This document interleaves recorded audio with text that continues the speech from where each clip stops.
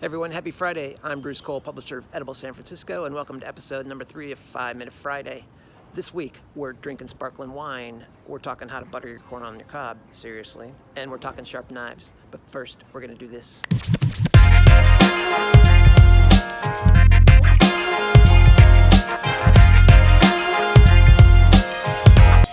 And we're back. We came to Noe Valley chasing the sun, but it's foggy here too, which means it must be foggy everywhere. But never mind, we're going to go check out the new cafe on the corner of Sanchez and 29th called Douglas.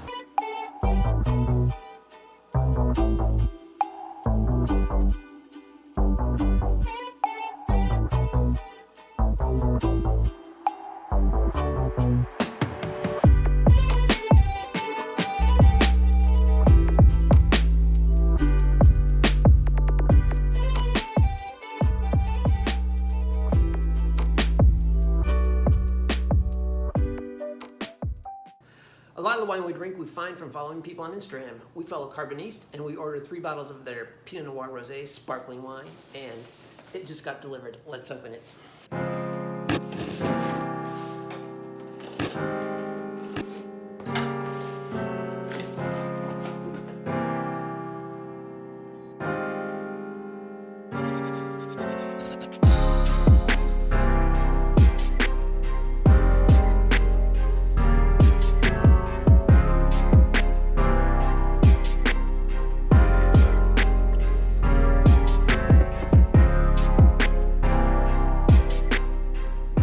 Tasting notes, this is what it tastes like.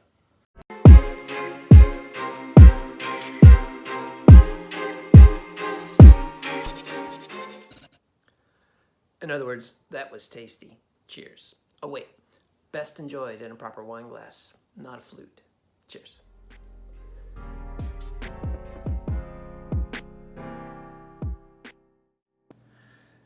Now that corn season's here, it's important to have your corn on the cob buttering technique down pat. But you've got that, right? Well, here's our hack to the perfectly buttered and salted ear corn. And most of the time you see people, you take a slice of butter and you put it on the corn and you start spreading it like this, and it melts and falls off your knife, and you scoop it up and try again. But ultimately what you've end up with is a half buttered ear corn and a pool of butter on your plate. Here's what we do. You take a slice of white bread. In this case, Marlin Bakery Ciabatta, who they, by the way, make the best baguettes and croissants in the city.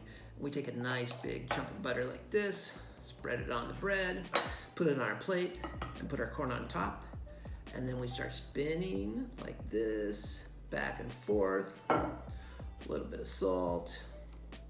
Keep spinning. And achievement level unlocked. The perfectly buttered, salted ear corn.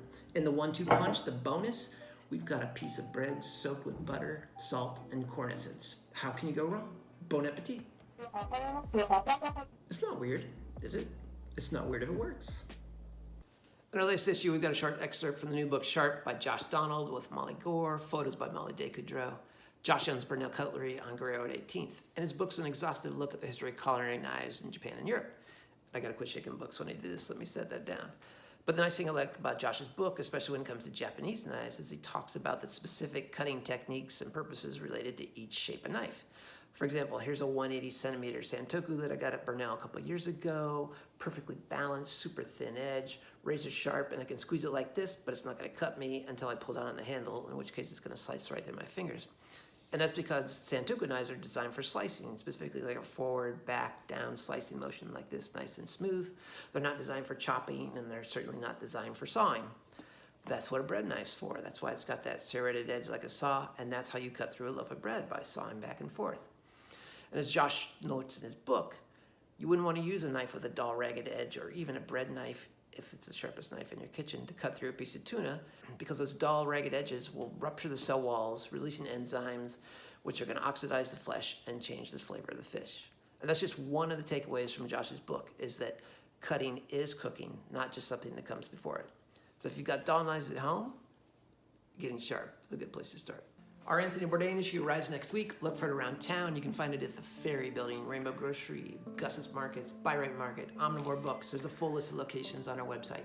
I've even got a couple recipes in this issue. Check that out. I shot that on my iPhone. That's it for this week's episode of 5 Minute Friday. If you're not following us on Instagram already, tap that follow button, and leave a comment down there if you liked it. I hope your corn gets buttered thoroughly and your knives are sharp. Peace out.